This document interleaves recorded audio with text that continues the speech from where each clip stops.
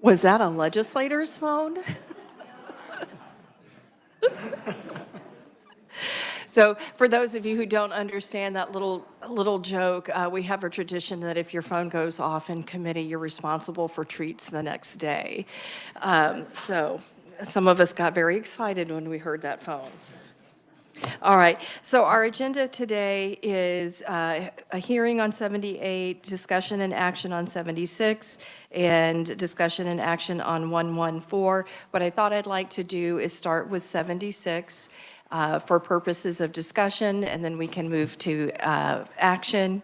And then we'll move to 114, and then we'll do our hearing, and that way I know how to balance the time that I have left on how much time to give each conferee. I will mention that when we get to SB 114, the superintendent who was our last conferee yesterday will be available to answer questions. There was a question as to what amount of time she got. I did go back and watch the video and actually gave her over 3 minutes. And I did ask for questions, but we were like late, and I think nobody really asked questions because it was just a function of time. So I will make her available for questions, and I thank her for giving us another day. Superintendents are very busy. So we'll begin to discuss Senate Bill 76, and I do have an amendment to offer.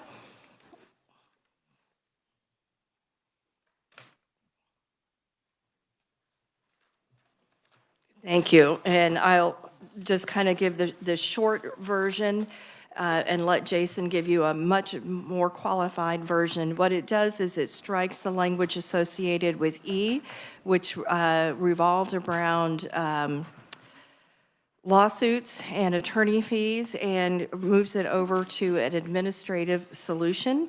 Jason, would you like to explain? Madam Chair, members of the committee, the balloon amendment that was just distributed is an amendment on page 2 of the bill. As the chair explained, it would strike the current contents of subsection E, which provides a statutory cause of action for persons who are harmed by a violation of the statute. In its place, it provides a civil complaint procedure in which a parent of a student who is enrolled in a school district who is aggrieved by a violation of the statute would be able to file a complaint with the Board of Education of that school district in writing.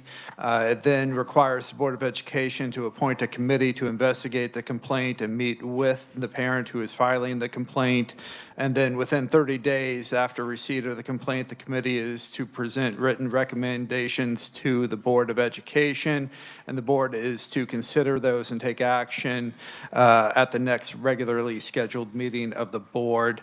There is the caveat that nothing in the subsection precludes an individual from pursuing any other legal remedies that may be available for violations of the section. Do we have discussion on the amendment? Representative Pishney. Thank you, Madam Chair. Obviously, just seeing this for the first time, but what I hear and what I'm seeing makes sense to me.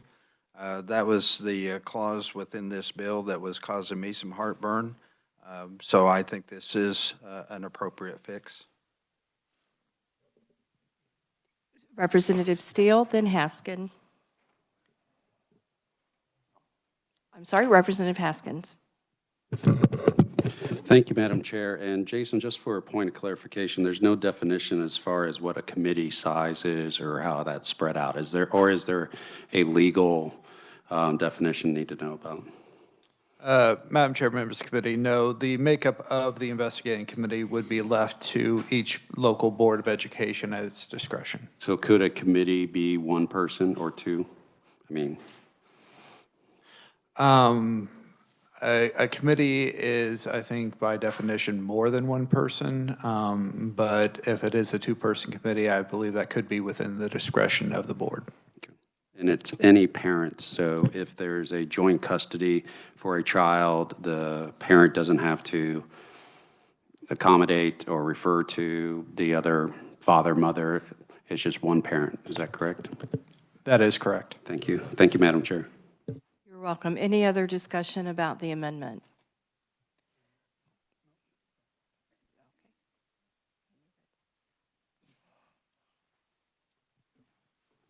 Representative McNorton. Madam Chair, I move that we pass out for favorably the amendment that's been offered as presented. 3 seconds all at one time. Second from Representative Hill. Any further discussion? Seeing none, all those in favor, please say aye. Aye. Opposed, same side. Anybody would like to be recorded? Seeing none, we'll move along. Is there other discussion? Representative Steele. I would like to make a motion to pass out Senate Bill 76 as amended. Is there a second? Representative Brantley is our second. Is there further discussion? Representative Haskins.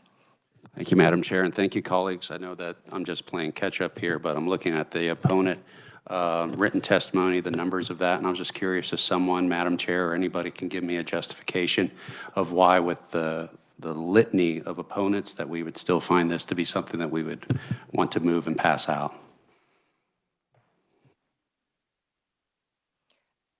I don't feel the need to justify. I think we had a...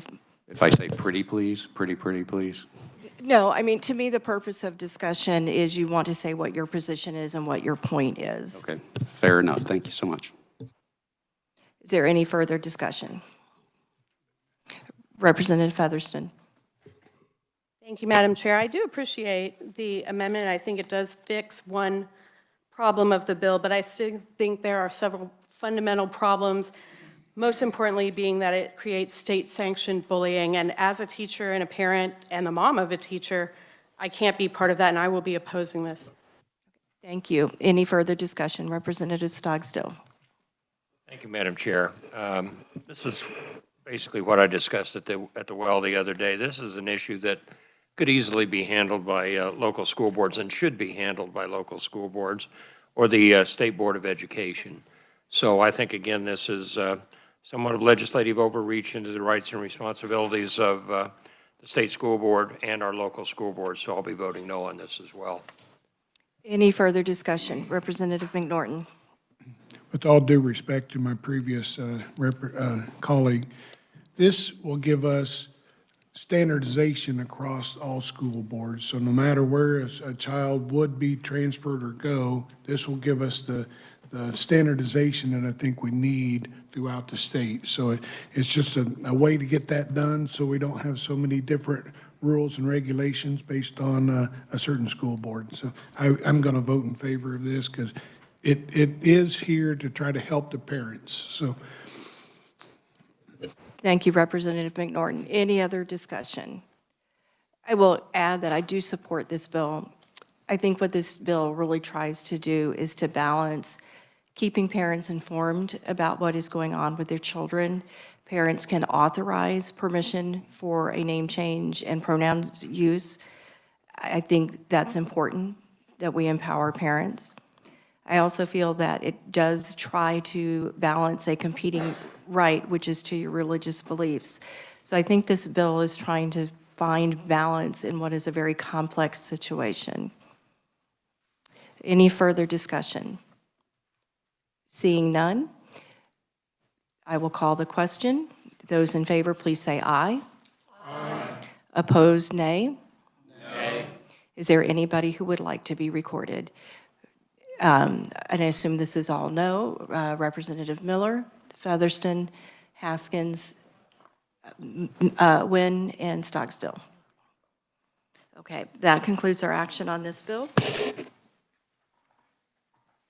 We will move to discussion and action on 114.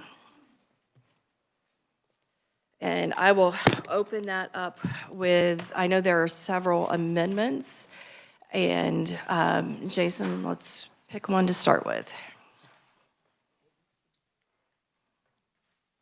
We will go to Representative Brantley for purpose of offering an amendment.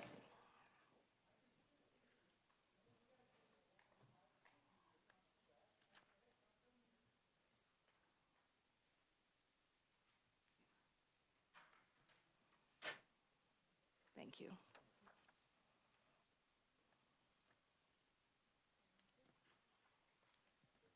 Thank you, Madam Chair. I have an amendment proposed for 114, and you will see this on the first, page 3, line 16. And basically, this is just going to change that the act shall take effect and be enforced from and/or after its publication in the Kansas Register. So the only thing that changes statute book to Kansas Register. Thank you, Representative Brantley. Is there discussion for that amendment? Seeing none. No, we have time, Silas. Representative Miller, I'm sorry. Silas works too, I prefer it, but thank you. I know. So I think I'm brain farting. When does that move that to the register? That's within a couple weeks. The register, I'm sorry, usually our laws go in effect on July 1 of 2025. So the young men who testified that they would like to participate in athletics this spring would have already graduated high school by then. So this brings that date forward. Thank you. You're welcome. Any other discussion? Yes. So I was just about to ask for that. Representative Brantley, you are moving your amendment, and Representative Hubert would like to second that.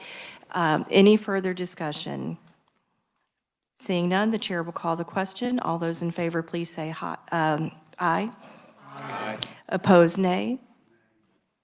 And the motion carries. Is there anybody who would like to be recorded as a yes? As a no? Okay, we'll move on.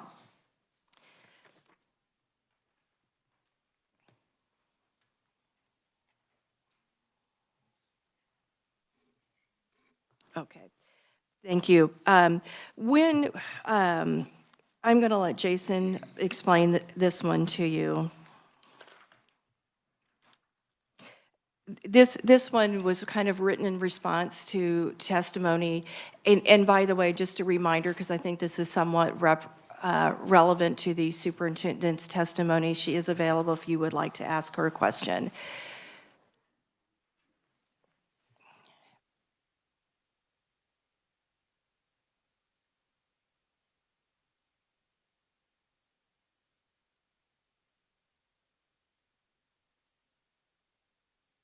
Okay.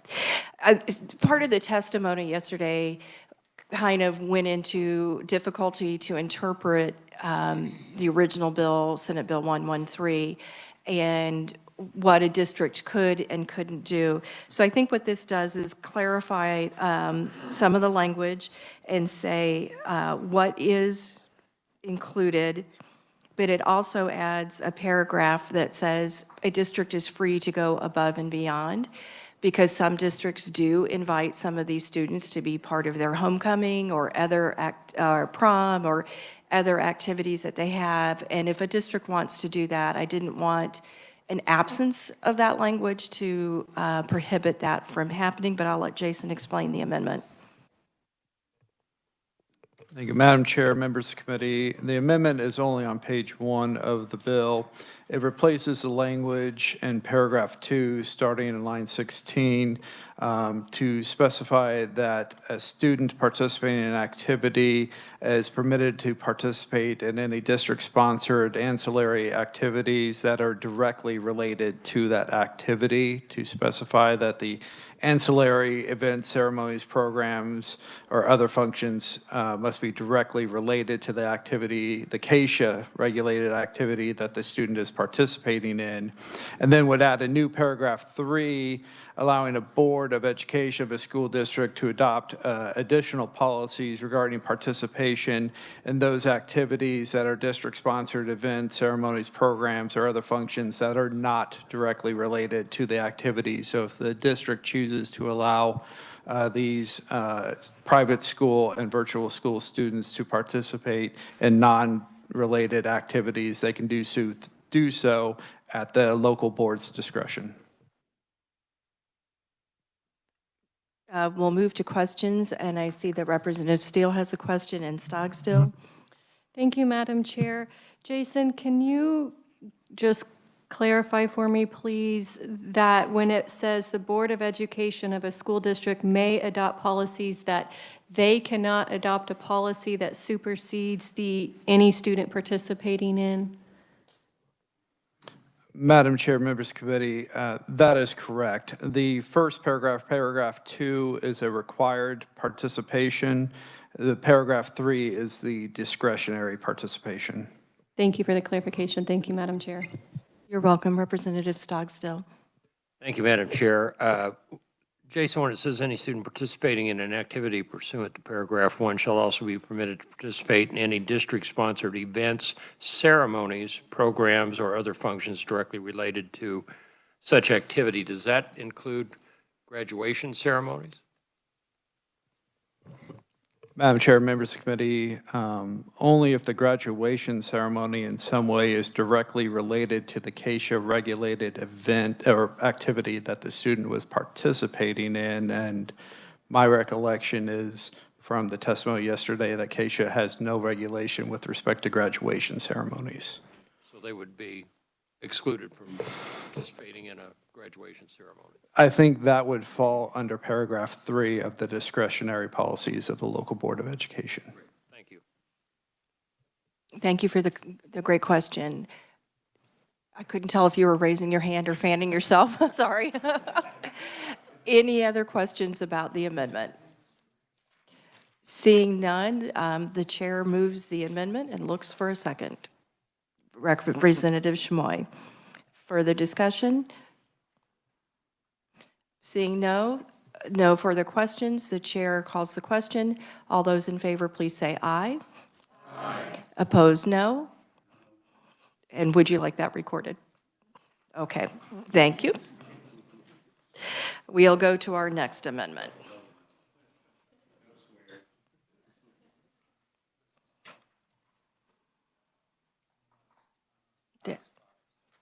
Okay. So this one was not really touched on in testimony, but I became aware of kind of a loophole.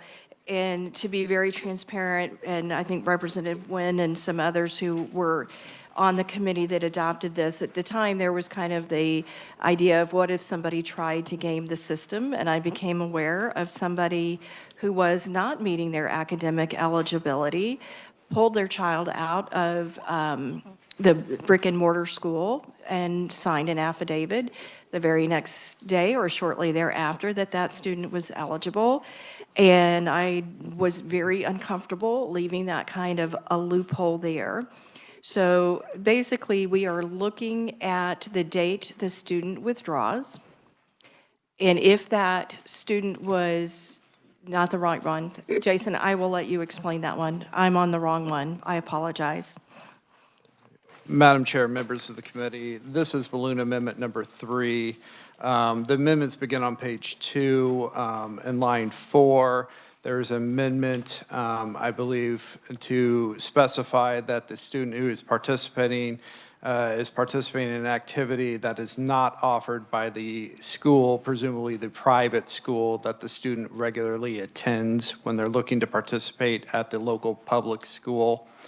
And then in line 25, when the student is providing the affidavit of maintaining satisfactory progress towards achievement or promotion to the next grade level, that must be demonstrated by passing not fewer than 5 subjects in the semester immediately preceding the semester in which the student is seeking to participate at the local public school. And that has to be indicated on the transcript or affidavit that the student provides to the Activities Association for eligibility. And then on page 3, there is a conforming amendment to another statute related to this statute, 72-7122, simply to reiterate that the student is enrolled in not fewer than 5 subjects in order to participate. This one was just expanding the language to make a few things very clear and making sure that we were honoring eligibility. Do we have any questions about the amendment? Representative Steele. Thank you, Madam Chair. Jason, could you explain on page 2, the section G? There are several homeschool cooperatives that meet where we currently have students. Some of those students will participate in the homeschool cooperative sports, and some of them, for the past year since the original Senate Bill 113 passed, have been in public schools. So how does that statement G, that is not offered by the school, how does that affect that? Madam Chair, members of the committee, caveat that this would be implemented by the CASA and the school districts. But my understanding is that if the student has the opportunity to participate in that activity through the school that they are regularly attending, then this would make them ineligible to seek participation at their resident school district. Did that answer your question? It does, and that's concerning. If there are several homeschool co-ops, so is a homeschool co-op considered a school? Jason, would we consider a homeschool co-op a school? Because in my mind, I wouldn't, but you have the law degree I don't have. I believe school would, in this instance, be considered to be the same as the homeschool the student was regularly attending, and if through that homeschool the student had the opportunity to participate in the activity, then my understanding is under this provision they would not be eligible to participate in that same activity at their local school district. Representative Steele, would a homeschool student take all of their courses through a co-op? I think it frequently varies depending on the homeschool. There are students that may join a co-op for especially secondary upper level science courses that maybe their parents don't feel comfortable teaching, and if they're part of that co-op or they go to a private school for that one class because they were unable to, then that prohibits them from being able to participate. I would be pressed to say that going to a school for one class would disqualify you from this because you're not attending it for everything, but I'd feel more comfortable having Jason address that. Madam Chair, members of the committee, it is my understanding that private schools often set their own eligibility standards for participation in extracurricular activities, and so it would probably be depending on which school, whether or not attendance at a single class would make you ineligible to participate in extracurricular activities offered by that private school. Okay. Let me, Dr. Harwood was here and looked like he would like to help us out with this one.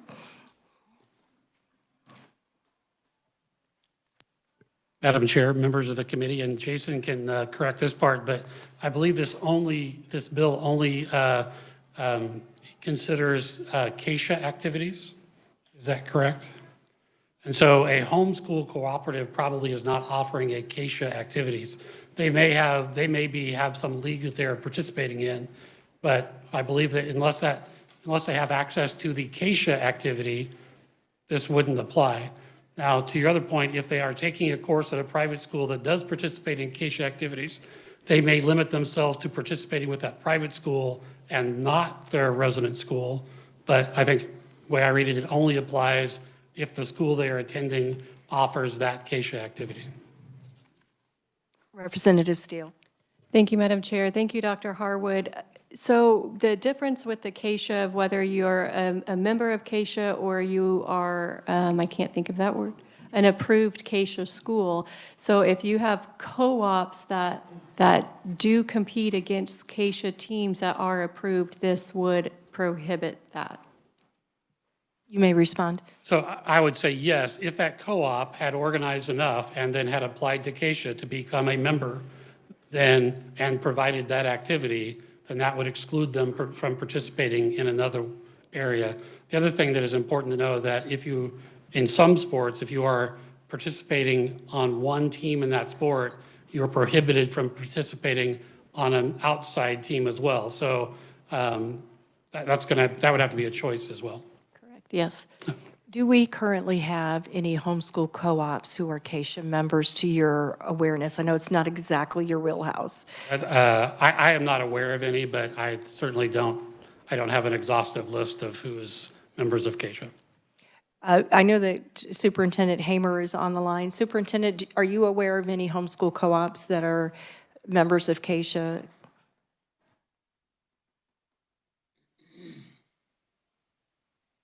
Do you think she? Sorry, I'm on and I was having trouble getting unmuted. So no, I do not know of any of that, of any homeschool. I know there has been schools in the past that have had homeschool students on it, but that was resolved with 72-71-21. So. Okay, thank you, and I appreciate you being here again today. Any other discussion? Representative Haskins and then Stogsdill. Thank you, Madam Chair. I just wanted to clarify, I did look it up, that the Kansas State Department of Ed, or the State Board, does not recognize a homeschool cooperative as a school. It specifically states that in their standards. So just to bring that clarification. Thank you. Representative Stogsdill, and then we'll come back to Representative Steele. I forgot to check if you were finished. Thank you, Madam Chair. On the second page, we're down on starting on line 26, where it says the parent, teacher, or organization that provides instructions to students submits an affidavit or transcript to the Activities Association indicating the student meets the academic eligibility requirements. If you're getting an affidavit from a home school, how do you verify that information? Obviously, in a public school, you have transcripts, you have teachers that can verify that, but how would you verify that information from a home school? Jason? Madam Chair, members of the committee, it is an attestation by the individual who is in charge of that home school, which is, in most cases, the parent of the child. Do they have to provide any documentation or anything that verifies that, or do you just have to take their word for it? No, it's just the affidavit. And I think that's partly in why I have the next amendment coming, the one that I started to describe, because I didn't want to leave the loophole out there. So any other discussion on the amendment? I'm sorry, Representative Steele, thank you. Go ahead. Thank you, Madam Chair.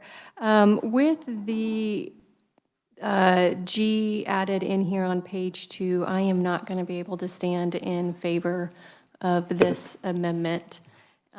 That's concerning. And then the fewer than 5 subjects, homeschool students will frequently focus on 4 subjects for a semester and dive into those and then do 4 subjects the next semester. And so I think putting a specific number on a subject greatly diminishes the purpose of some homeschools.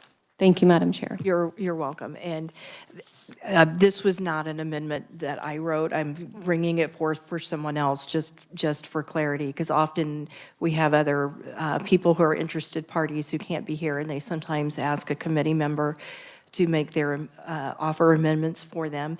Representative McNorton. Thank you, Madam Chair.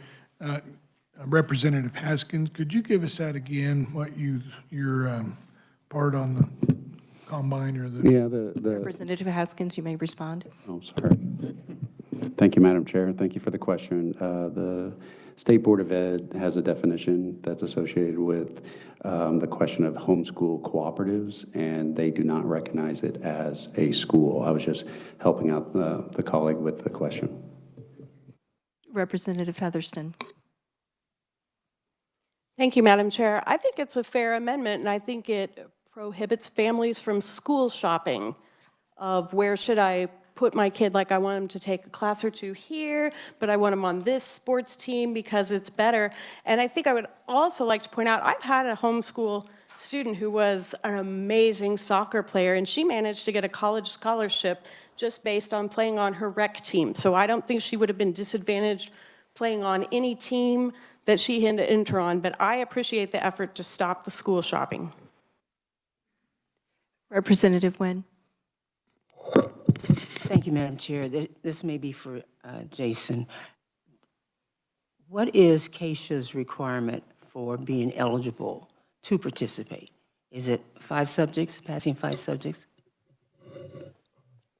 Madam Chair, members committee, that's my understanding, is that 5-subject requirement is to match them closer to the eligibility requirements under the Activities Association.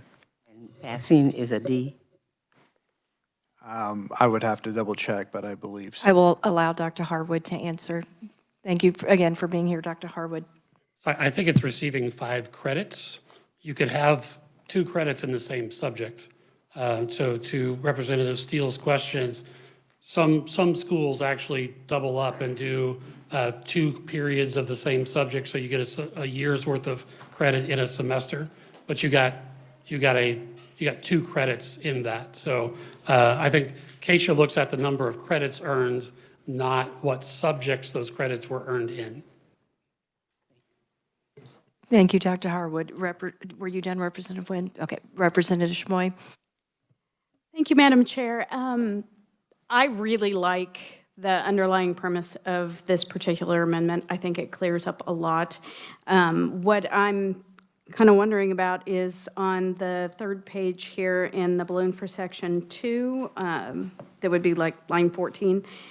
When it says that participating in any activity available, is that still just KSHA or is that any? Jason.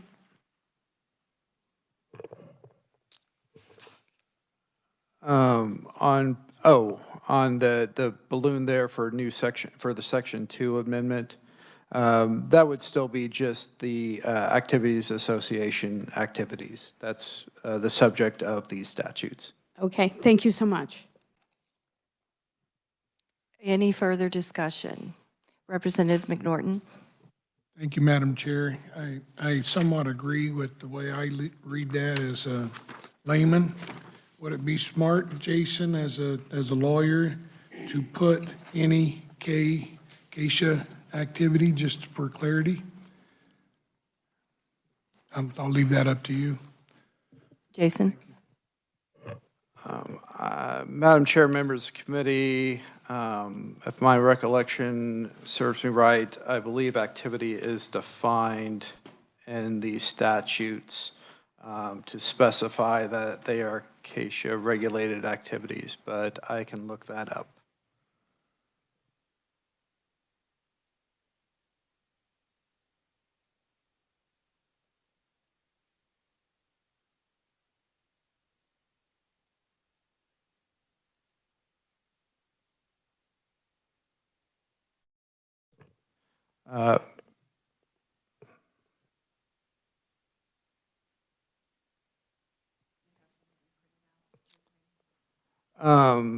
So I am looking at 72-7117, which defines activities, and in the context of this act, they are activities that are regulated by the Activities Association that's established under 72-7114. The proposed amendment, while I don't believe legally necessary, does not alter the substantive nature of the amendment in any way. Are you done, Representative McNorton? Representative Steele.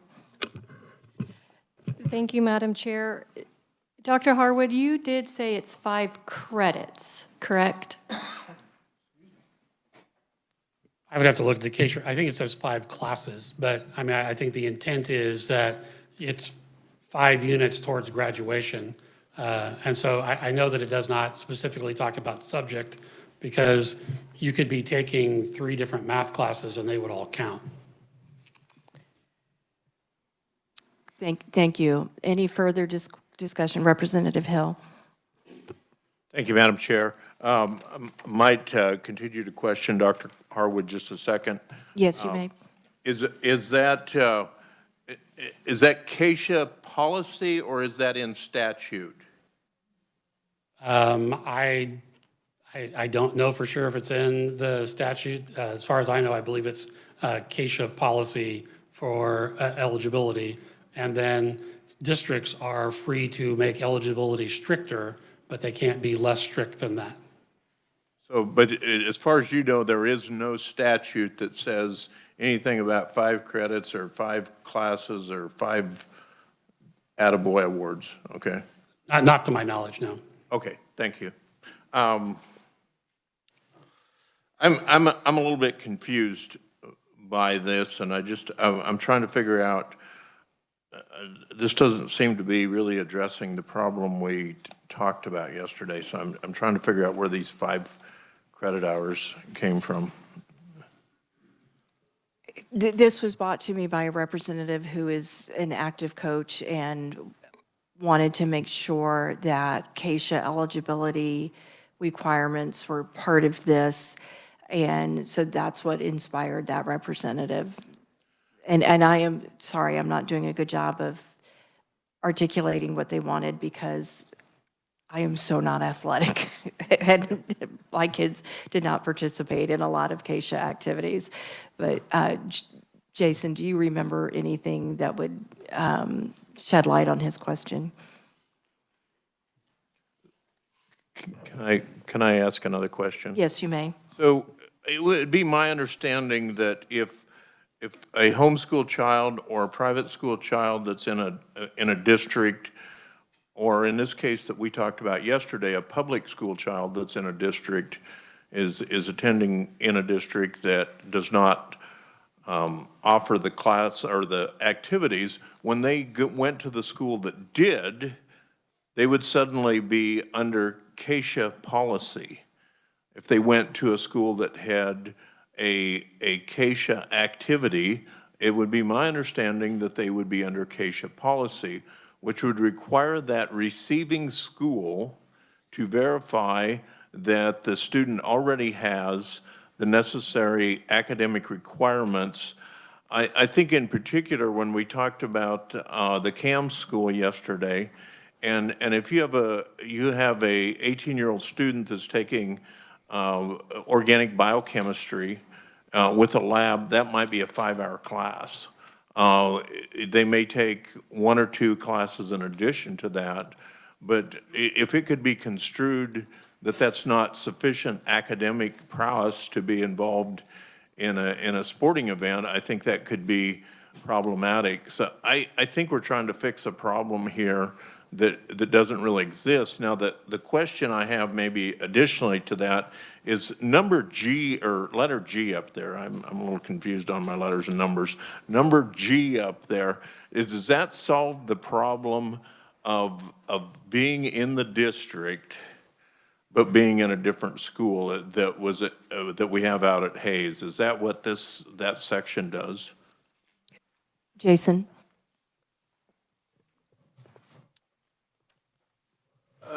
Madam Chair, members of the committee, the issue that was brought up in the hearing regarding the students attending the Kansas Academy of Mathematics and Science is addressed by the Senate Committee's amendment on page 2, starting in line 5, where it allows participation by those students under the same criteria as private school students and virtual school students. Thank you.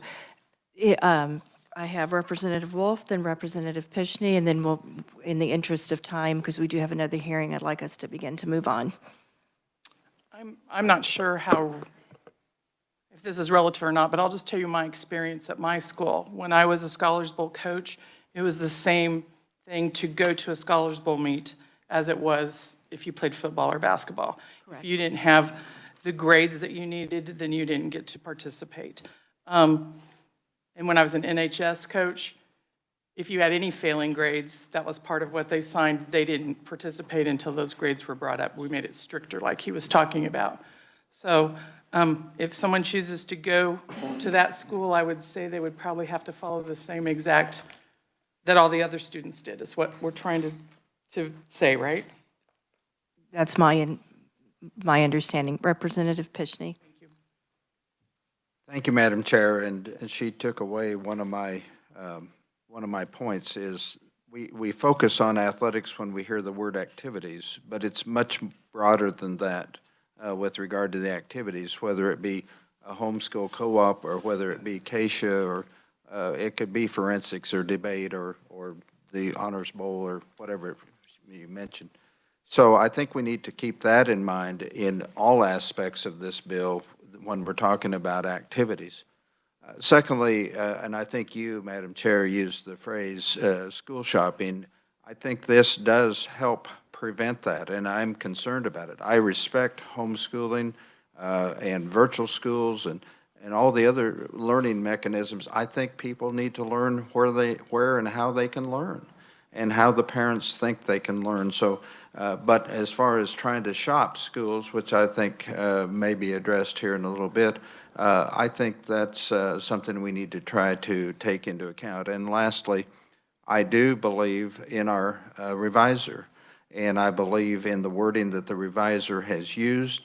And if we find, if this amendment passes and we find next year that that language may not be consistent, then we can change that language. Thank you, Madam Chair. You're welcome. And I just would like to clarify one thing about school shopping. Under the current rules, if you go to use open enrollment, you're prohibited from participating in that activity for 9 weeks unless the sending school gives a release. So I think that's maybe a little less of an issue. Representative Hill, and then I'm going to ask for a second. And if there is one, then we'll move forward to a vote. And if there is not, then the amendment dies. Representative Hill. Thank you, Madam Chair, and thank you for another opportunity to speak. After looking through this, I really think this amendment's designed to penalize or restrict homeschoolers, and I think that ends up being a poison pill in this bill. And so I will vote against this amendment and would urge.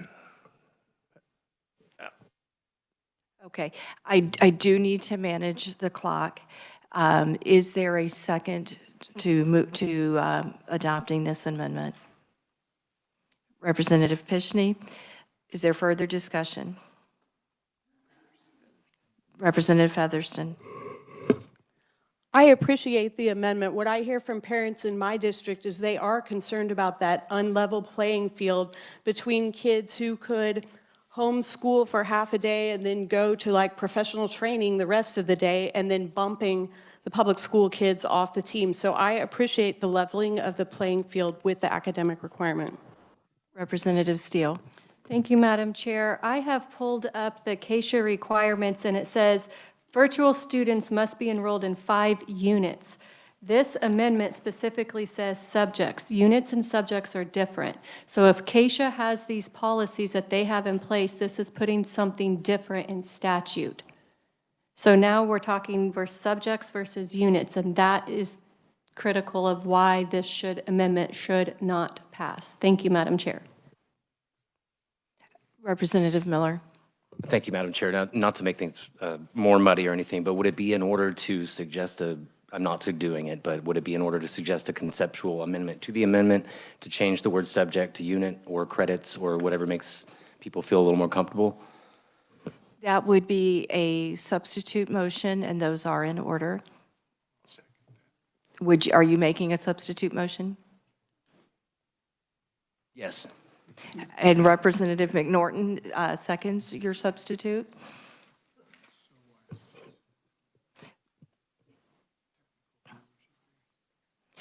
Well, he said units, which was consistent.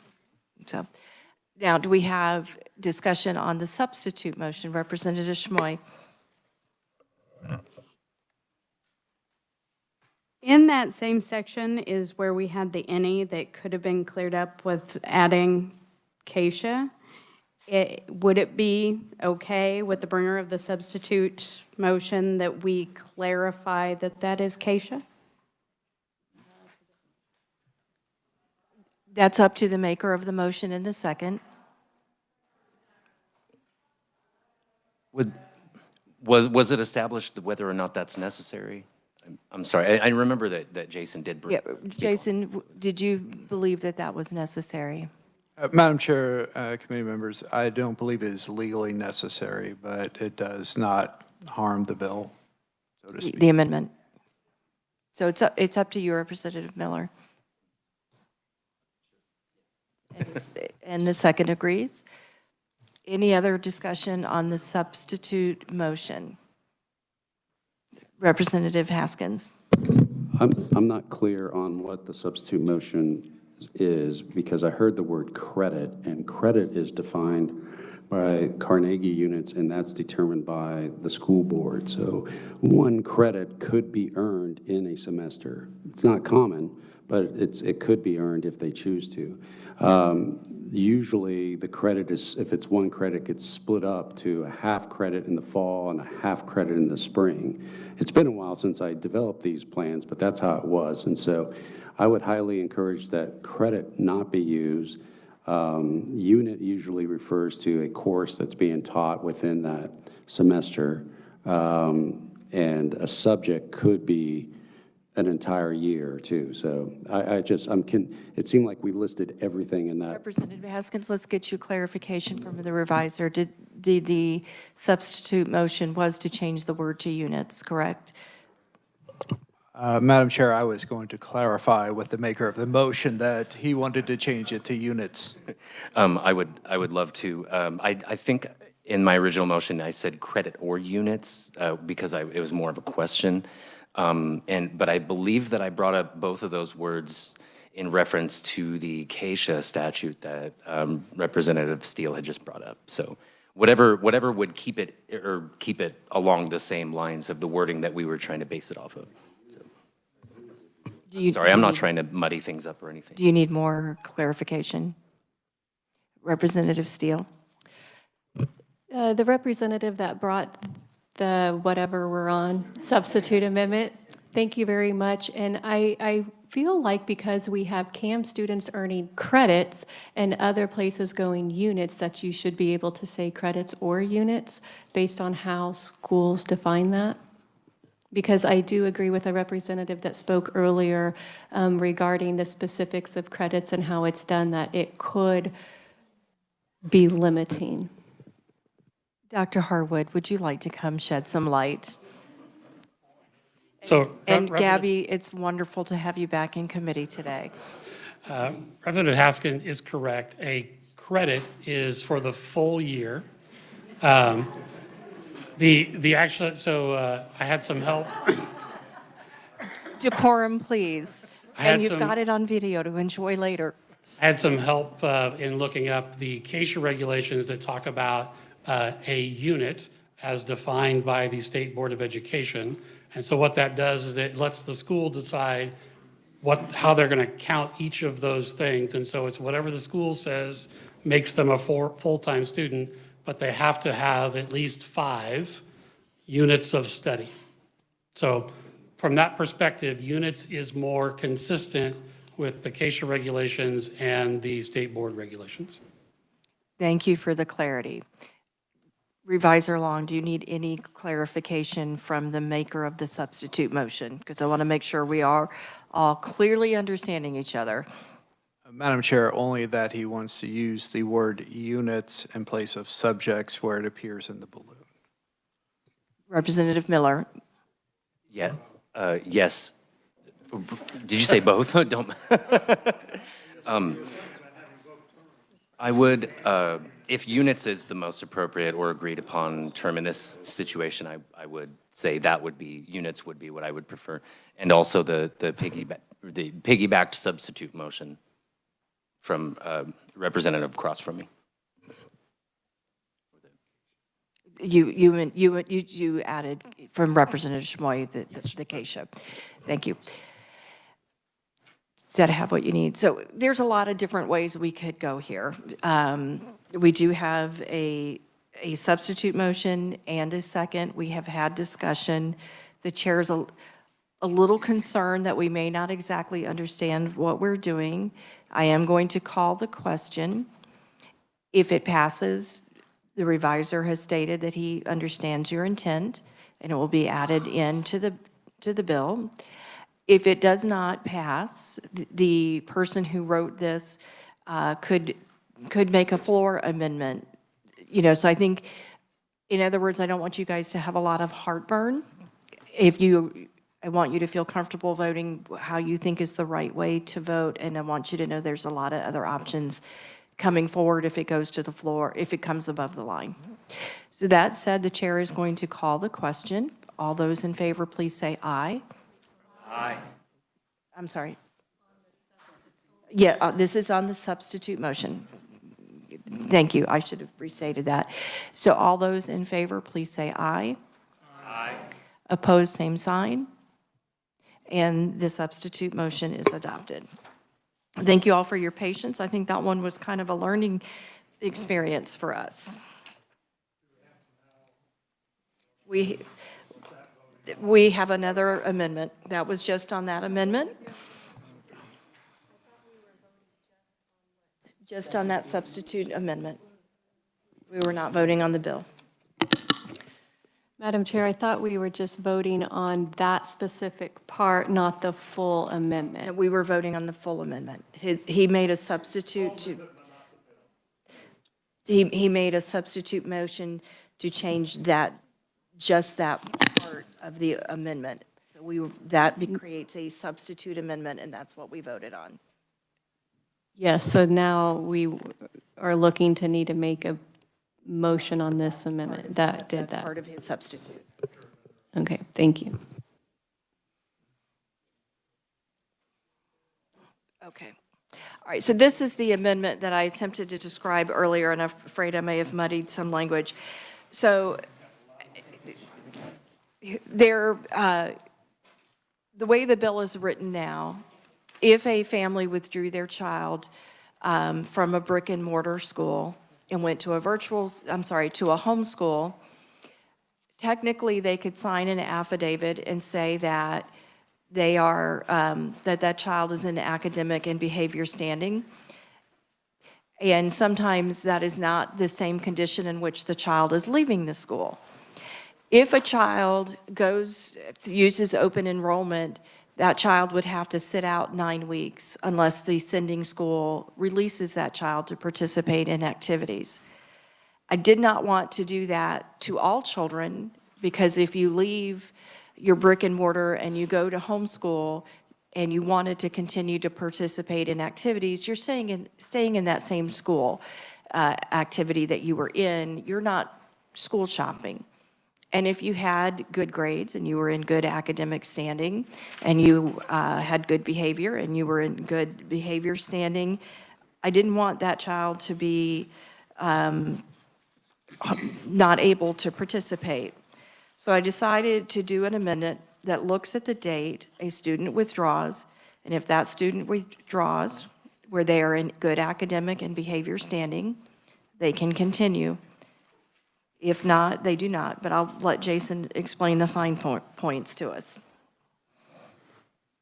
Madam Chair, members of the committee, that was a spot-on explanation of what the amendment does. I would only add that there is a sentence at the end of the balloon on page 3 that does allow for limited participation. It's my understanding that some students who may be academically ineligible to participate in the competitions may still be limited and able to participate in practices during their ineligibility period. And so that final sentence is to account for those situations.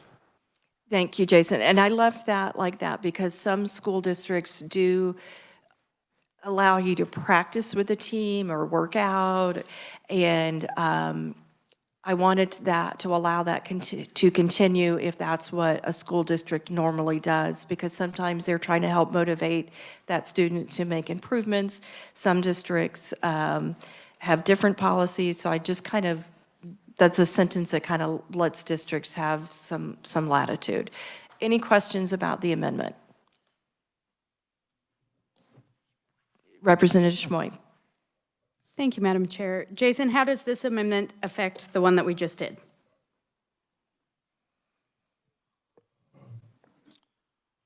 Madam Chair, members of the committee, this amendment applies to students who are already enrolled in and participating in an activity in a public school district and then decide to withdraw from that enrollment and then enroll in either a private school or become homeschooled. And so this limitation on participation would apply to those students who left the public school as academically ineligible to participate.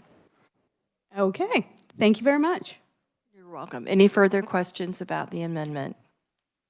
I move my amendment. Is there a second? Representative Getz? Is there any further discussion?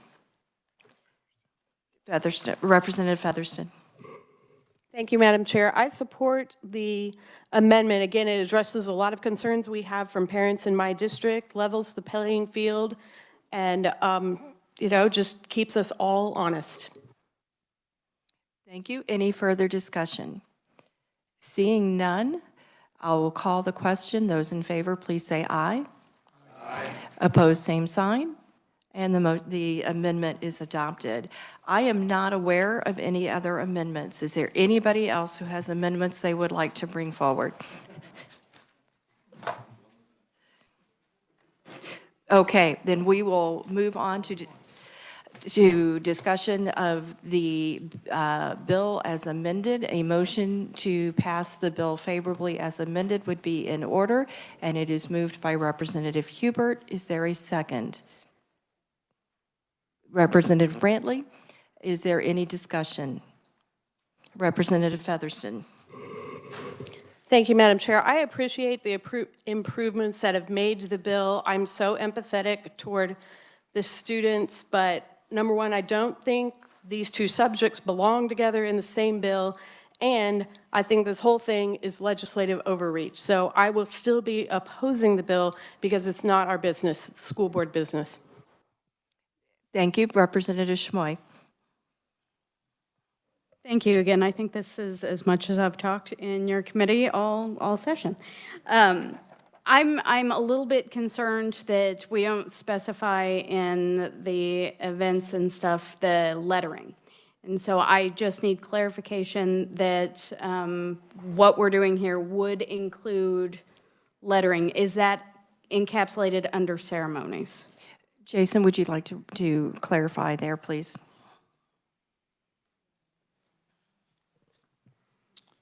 Madam Chair, members of the committee, it is my understanding that lettering in the activity that the student is participating in would be directly related to that activity, and the language of events, ceremonies, programs, or other functions is sufficiently broad to cover that. Okay, thank you so much. There was a fear that if you enumerated in something that we had not enumerated came forward, it could be excluded by a lack of numeration.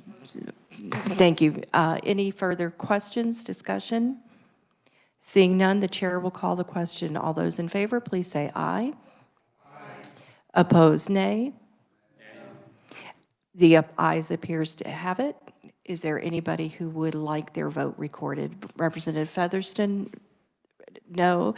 Haskins, no. Wynn, no. Stogsdill, no. Okay, thank you all very much. That concludes our discussion and action on 114. We really got through some complicated things, so now we're going to move to a nice and simple, easy bill hearing.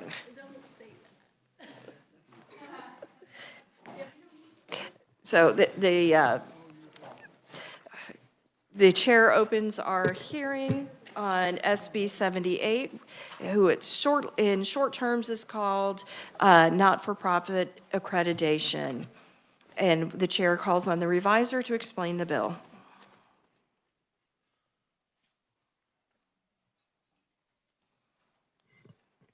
Thank you, Madam Chair, members of the committee. Senate Bill 78 creates new law that requires post-secondary educational institutions to regularly review and update their accreditation policies. It also prohibits accrediting agencies from compelling these institutions to violate state law. It provides a cause of action if that actually occurs. The update and review provisions are under Section 1 and subsections A and B, so that on or before December 31st of this year, each governing body of a post-secondary educational institution is to identify the accrediting agencies eligible to accredit that institution and update their policies and practices on accreditation to ensure that the institution is free to pursue accreditation by any agency or association that's been identified as appropriate for the programs offered by the institution. And this includes identifying those accrediting agencies and associations that are recognized by the United States Department of Education as eligible to accredit their programs and institutions. The bill then goes on to prohibit the accrediting agency or association from compelling an institution to violate the law and gives the post-secondary educational institution a cause of action if such adverse action is taken against the institution. There is the definition of post-secondary educational institutions on page 2 of the bill. It's the usual, Big Six Regents institutions, municipal universities, private post-secondary educational institutions are covered under statute.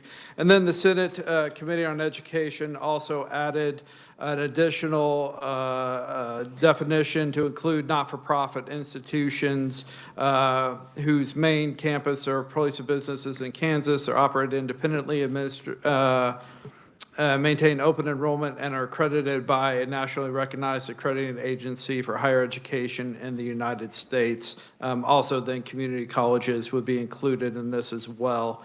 It did pass the Senate on a final vote of 38-2 and would go into effect on July 1st. With that, I'll stand for any questions. Thank you. Questions for our reviser? Representative Haskins. Thank you, Madam Chair. And Jason, I've been looking forward to this. I haven't asked you a question in a while, so here it is. Has there ever been a case in which a university in Kansas has sued an accreditor of any type based off of a standard or a violation that they've identified? Not to my knowledge. I don't know. All right. Thank you. Are there any other questions for the reviser? Seeing none, thank you, Jason. The chair has three conferees that she is aware of, so I am going to give you each 2 minutes, and I am going to go on to WebEx to Michael Brickman. Michael, you won't be able to see the timer, but we do 2 minutes, and I won't push the button until you start. You may begin. Thank you very much. I'll try to be very brief. I appreciate you having me today. My name is Michael Brickman. I am working for Cicero Action, and we've been following this issue in a number of states. The issue stems from the fact that previously college accreditors essentially had a monopoly over a group of states. And thanks to some changes that were made by the U.S. Department of Education, states and their universities for the first time have the freedom and flexibility to choose an accreditor that aligns with their needs. It also gives states leverage, as this bill alludes to push back if an accreditor is trying to make decisions for the state that are rightfully the state's to make. In other states, there have been issues with accreditors weighing into governance decisions, weighing in on controversial social issues and other issues where states rightfully would have a concern with the accreditor making a decision rather than the legislature. So what this bill does is does not change who colleges and universities may choose to pick from as far as their accreditor. What it does is it simply gives them the freedom and flexibility to switch if they need. Other states have gone further and required a switch. I want to be clear, this bill does not require a switch. It simply takes a neutral stance so that if sometime down the road, the state's institutions as a whole, or if individual institutions would like to switch to an accreditor that better meets their needs, they can do so. I'll also note that there are, for the first time, some new accreditors that are being stood up that will come online likely in the next couple of years. So that will just further increase the options available to the state if it chooses to go this route. I was pleased to see that this bill passed on a wide bipartisan margin in the Senate. I will note. Michael, you are out of time. Do we have questions for our conferee? I think I talked him out in the first half of the committee. Michael, thank you very much for being with us today. The chair moves next to Paige Terryberry, also on WebEx.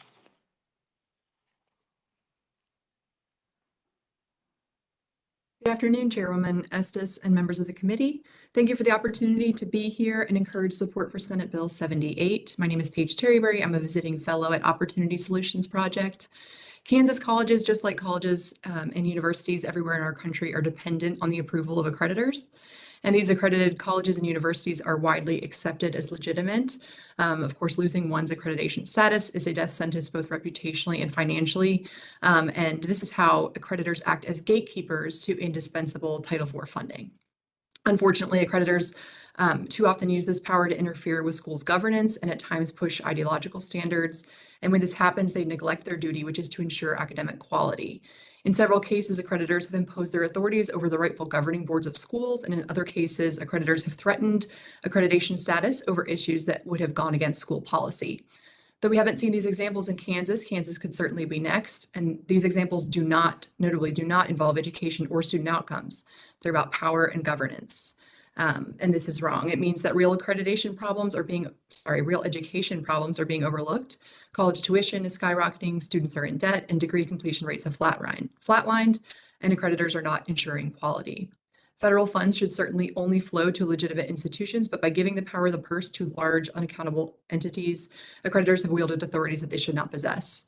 So the good news is that this bill provides a two-part solution. Simply, first, it gives Kansas colleges and universities the opportunity to shop around, and second, it empowers schools to hold accreditors accountable. Allowing colleges to freely pursue accreditation from any federally recognized agency dismantles the stranglehold that accreditors have. This bill simply gives schools flexibility to choose an accreditor that aligns with their specific needs and unique missions, and other states have done this as well. Kansas should follow suit. Second, Senate Bill 78 gives Kansas colleges room to push back on accreditors if they're negatively affected by retaliatory action. The bill requires that colleges notify the state legislature of any related violation. Introducing flexibility and necessary accountability is a simple step in the right Paige, you are direction. out of time. Thank you. You're welcome. Do we have questions for our conferee, Representative Haskins and then Featherston? Thank you, Madam Chair. Thank you for the testimony. I have a couple questions here, but I'm curious. You use a lot of hard words such as stranglehold, and I was wondering who's advising your organization as far as what accreditation really means to the universities and the process of that. With that in mind, I've gone through 5 university accreditations, and so I'm just curious, who's advising? How do you get this information? Madam Chairwoman and Representative, we've seen cases. There was a very public case, for example, in the University of North Carolina, Chapel Hill, where an accreditor exceeded its authority and interfered with schools' governance. There's been several instances that I have looked into and researched, and this is a kind of a national issue. So has there been any site visits, anybody who's guided you as far as the 7 steps that are needed or the 7 standards for like HLC or ACBSP? Is there, and maybe if you don't have that, I guess I would conclude with what was the results for UNC Chapel Hill that you have in here? Did they take legal action as we can currently do in the state of Kansas? No, but it became a public story. And ultimately, the accreditor did not move forward with punishing that school. Okay. Thank you. Representative Featherston? Thank you, Madam Chair. I'm confused how this would affect, say, social work programs. Like social workers have to follow the code of ethics of the National Association of Social Workers. So I assume their teaching would need to follow those same ethical standards. How does this relate to that? So if the social workers may or may not be included in the regional accreditors. I'm not sure if someone else might know the answer to this, but I know just for example, like lawyers, medical schools, any kind of specific niche group has their own accrediting system and would not be affected by this. I'm not sure about social work in particular. I can answer that if it's helpful. Thanks, Michael. Yes, you're correct. Michael, you may answer. Thank you, Madam Chair. You're correct. These are what are known as programmatic accreditors. So social work, law, health, any of those would be separate from this. This is about who is accrediting the college or university at the institutional level. Representative Featherston, did you have a follow-up?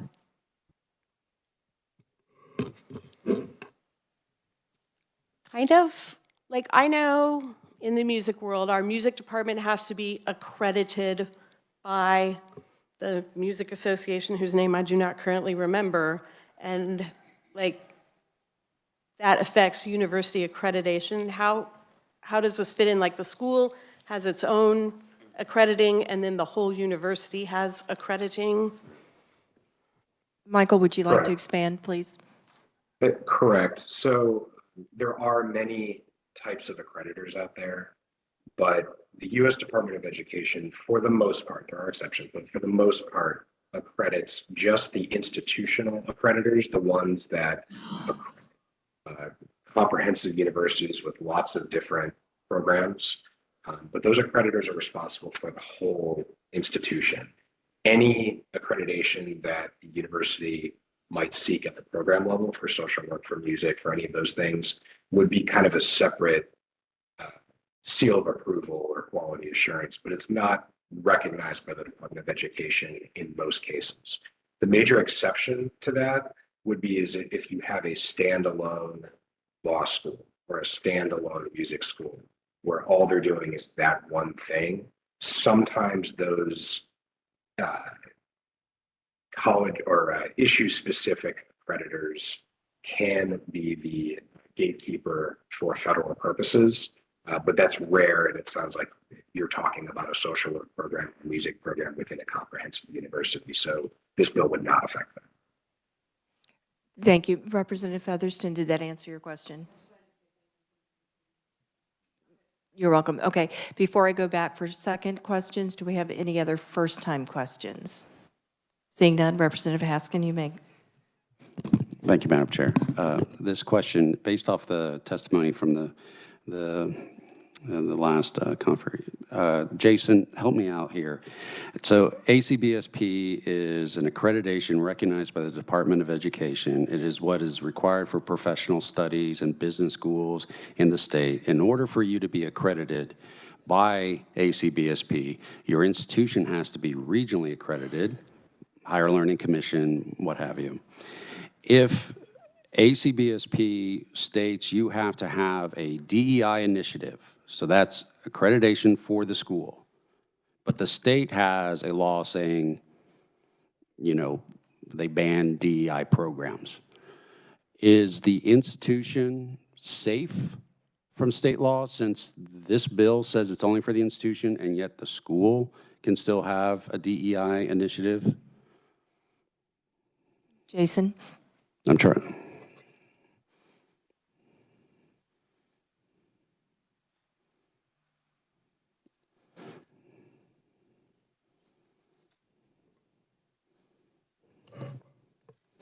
Madam Chair, members of the committee, to clarify, the school has an accreditation, and the accreditation requires that the school implement something that's DEI against the law in the state policies of that Kansas. violates state law.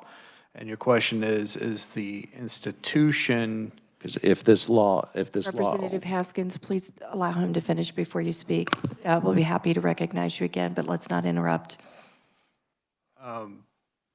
And so your question is, would the institution as a whole be potentially negatively impacted and have a cause of action, or would they be not have a cause of action because the requirement only applies to the school? If you could clarify.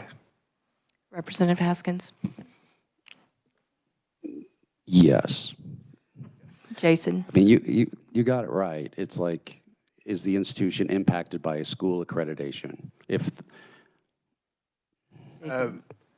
Yes, Madam Chair, members of the committee, the language, the precise language of the statute refers to the institution as a whole.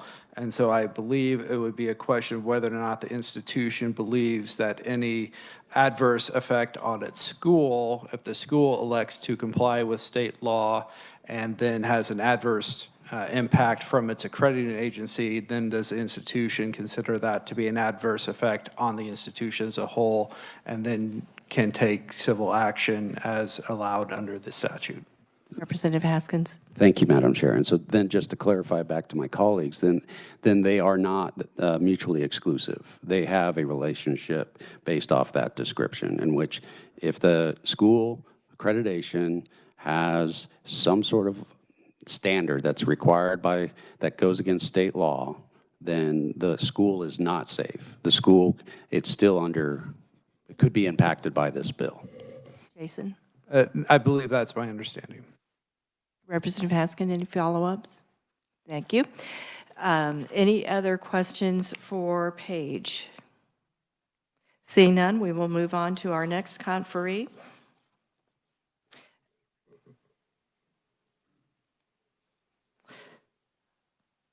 We have, it's not completely labeled. I have neutral testimony from the Board of Regents and Blake Flanders, and I do not see him here, so it does not say written. Is there anybody here from the Board of Regents? Okay, then I'm going to assume that was intended to be written. Is there anyone I might have accidentally missed who had submitted testimony? All right, thank you all very much. We've had a very productive day. Appreciate you very much. Is there anything for the good of the order that anyone would like to raise? Seeing none, we are adjourned.